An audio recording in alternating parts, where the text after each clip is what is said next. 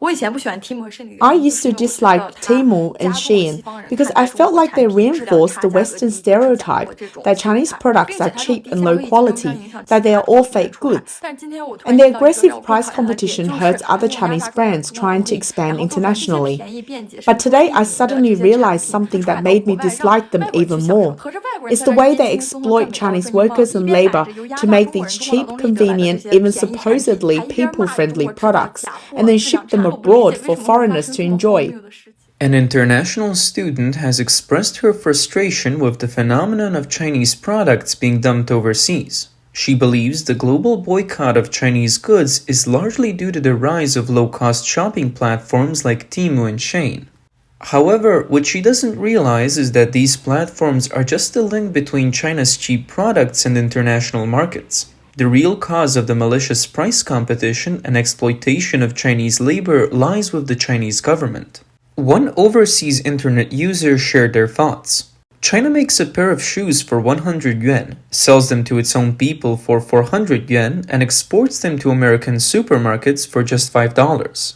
They lose 70 yuan on each pair, so after selling 4,000 pairs, they earn $20,000 but lose 280,000 yuan to the US market. They use that $20,000 to import a car into China, selling it for 500,000 yuan, making a profit of 360,000 yuan. The Chinese government doesn't lose out, and neither does the US. The real losers are Chinese consumers who buy imported goods. The result is that Americans say it's unreasonable and claim China isn't a free market. What's even more ridiculous is that these Chinese consumers who are losing money come out to criticize the US for trade protection. Of course, more people are becoming aware of the huge traps behind these cheap products. While some countries are still debating whether to boycott China's low-cost exports, many Chinese citizens have already realized the dangers lurking behind these products. The idea of affordable and good quality is actually a bit of a myth. Take the Pangdonglai Mall in China. Its products aren't cheap at all. They're very expensive, but people still flock to them because the quality is reliable. It just proves that people aren't always looking for cheap stuff. The same goes for cars. Cost cutting can only go so far. We all know that using dry dual clutch transmissions and CVTs is a way to save money, and turbochargers are used to reduce engine displacement tax. Chinese car companies are growing fast, but compared to others, the gap in the auto industry chain is still huge.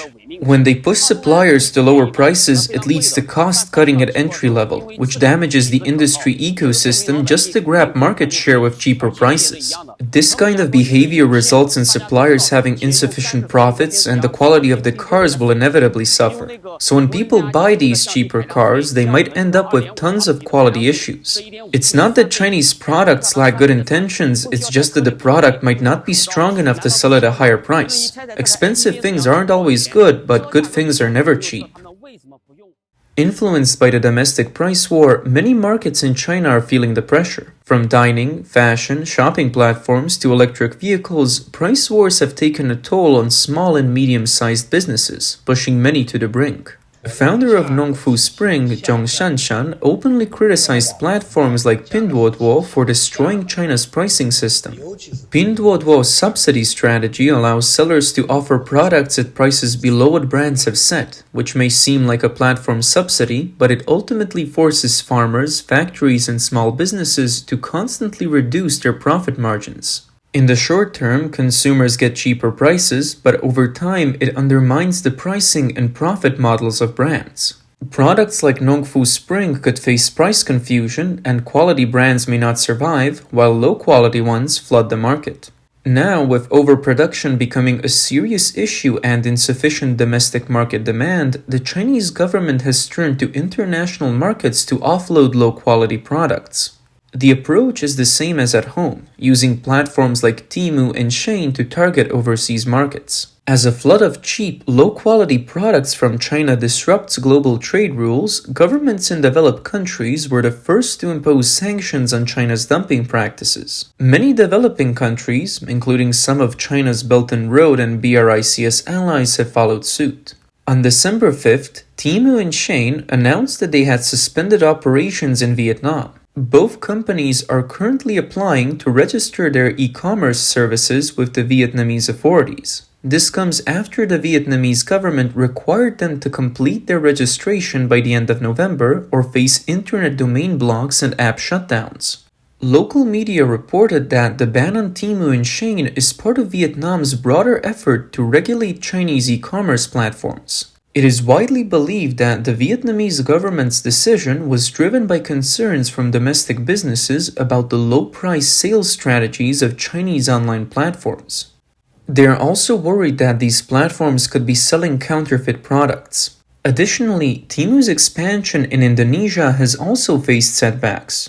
In October, Indonesia banned Temu, which is owned by Pinduoduo, from operating. Temu's business model, which allows cheap goods to be shipped directly from Chinese factories to consumers worldwide, has been criticized for posing a risk of predatory pricing.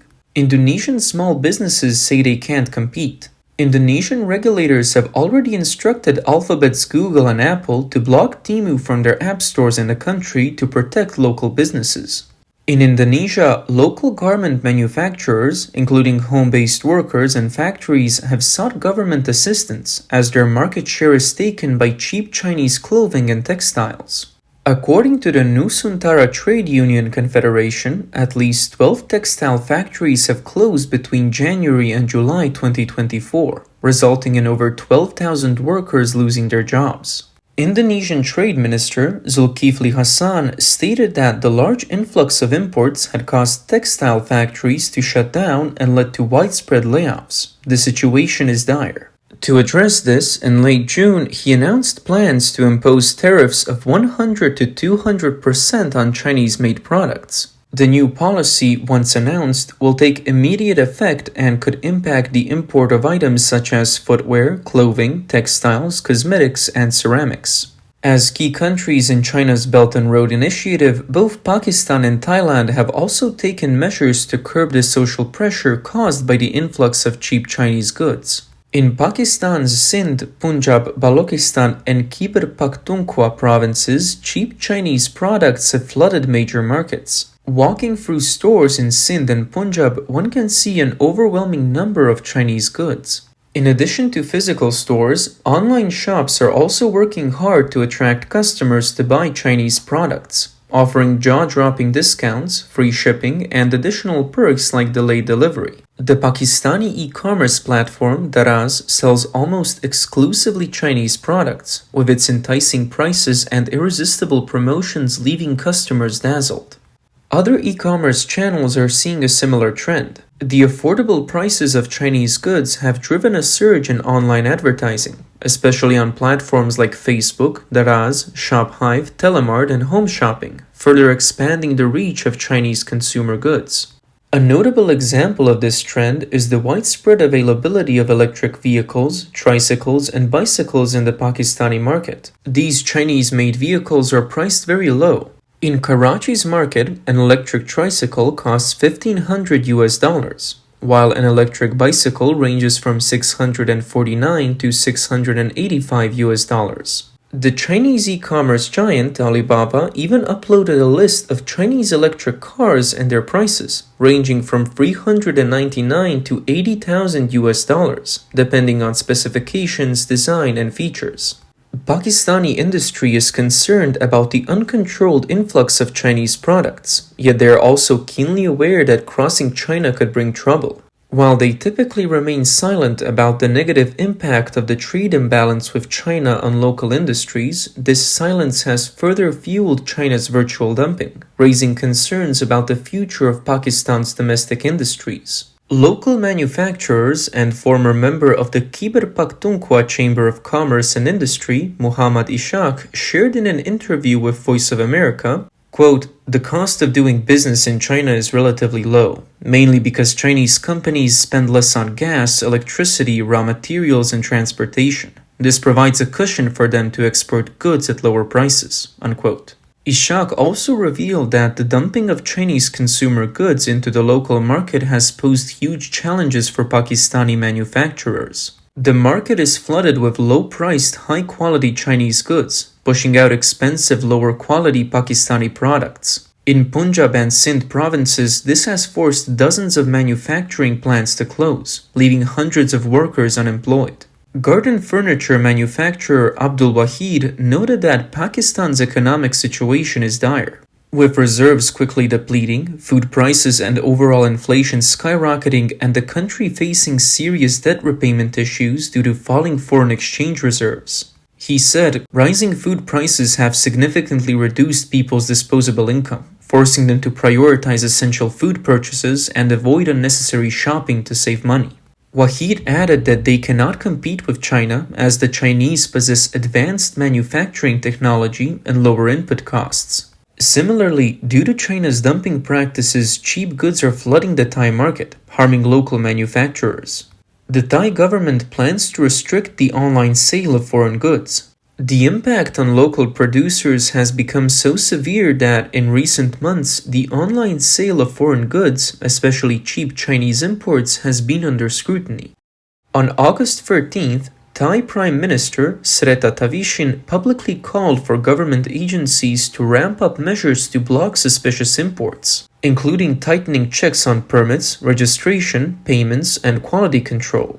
Srettha also stated in a cabinet meeting that he hoped to see stronger anti-dumping measures for both offline and online transactions by the end of the month. Meanwhile, Thai government spokesperson Chaiva Charonka mentioned that the Ministry of Commerce is planning to limit the annual quantity and value of online imports. Although neither Srettha nor Chai mentioned China, organizations like the Thai Industry and the Thai Chamber of Commerce have expressed concerns that local manufacturers are suffering from competition with Chinese goods. Starting July 5th, Thailand began imposing a VAT on imported goods priced below 1,500 baht, about $42.7. Thailand's attitude towards the Chinese low-cost product platform Temu is remarkably similar to the stance of the previous countries mentioned. According to the Bangkok Post, Thai authorities are tightening regulations on the discount shopping site Temu to protect local businesses from the influx of low-priced, direct-sale Chinese products. The report says Prime Minister Srettha has instructed the Ministry of Digital Economy and Society, the Tax Department, and the police to ensure Temu complies with local laws and pays the appropriate taxes.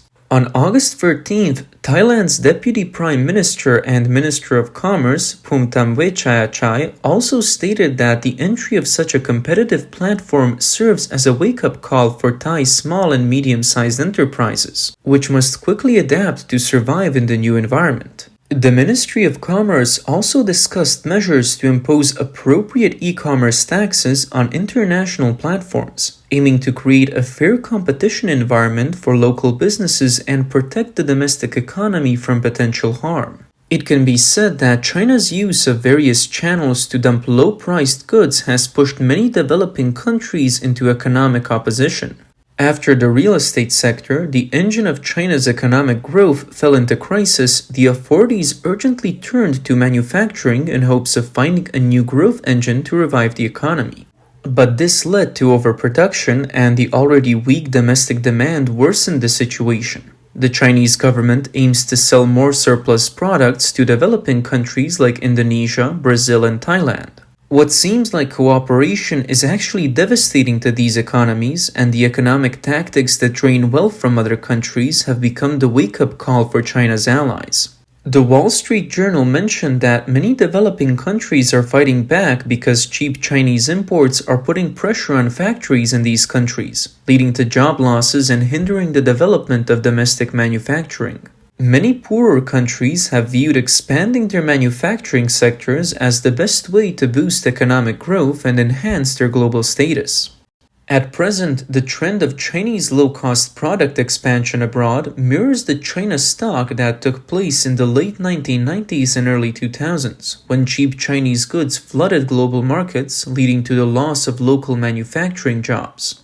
According to estimates from MIT economics professor David Autor and other economists, between 1999 and 2011, the US lost more than 2 million jobs due to imports from China. Many developing countries are now worried about a repeat of this situation. According to the non-profit organization Global Trade Alert, in response, developing countries have implemented nearly 250 trade defense measures targeting Chinese imports since early 2022, including tariffs, anti-dumping investigations, and anti-subsidy probes.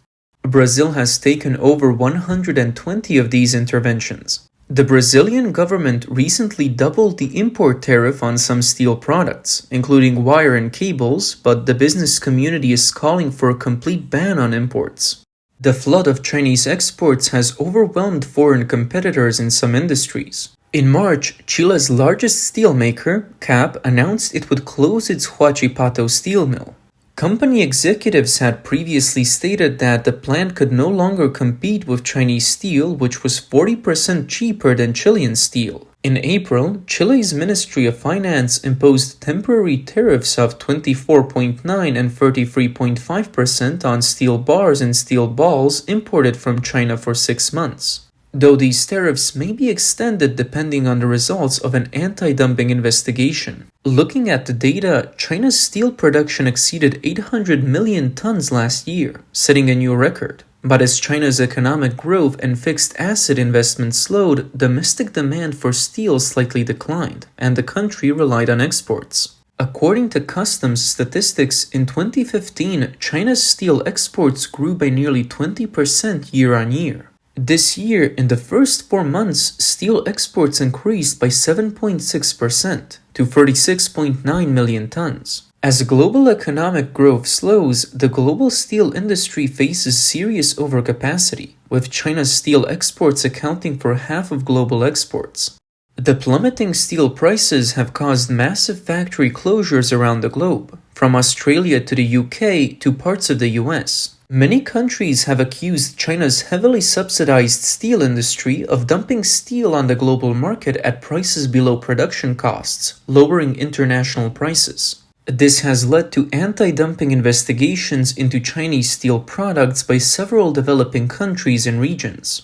According to a rough count by Chinese media, between late April and May, countries such as the EU, Chile, the US, Vietnam, Australia, India, Colombia, Canada, and Malaysia launched anti-dumping investigations or made anti-dumping rules against Chinese steel products. Compared to the US, other countries may not be as forceful, but with multiple countries imposing sanctions on Chinese steel products, Chinese steel companies are beginning to struggle. The Wall Street Journal stated that the impact of cheap Chinese goods on developing countries has intensified tensions between the Chinese government and global South nations, making Beijing's plan to build international alliances more complicated. China has long sought support from developing countries to build its alliances against the US, but now, due to the backlash against China's low-cost dumping, this goal is becoming more distant. Before the surge of cheap Chinese products, China's competitive work culture had already gained global notoriety.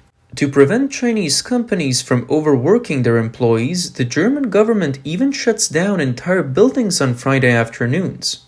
While in Spain, local businesses have pushed for the government to ban Chinese companies from working weekends. To most Chinese, competitiveness represents hard work, but whether in the domestic or overseas market, excessive competition by Chinese companies will lower the income levels of lower workers, reduce costs while increasing supply, but without a corresponding increase in market consumption, leading to overcapacity. In the end, the entire industry suffers, resulting in a lose-lose situation. This is one of the reasons why more and more countries are joining forces against China's low-cost intense competition.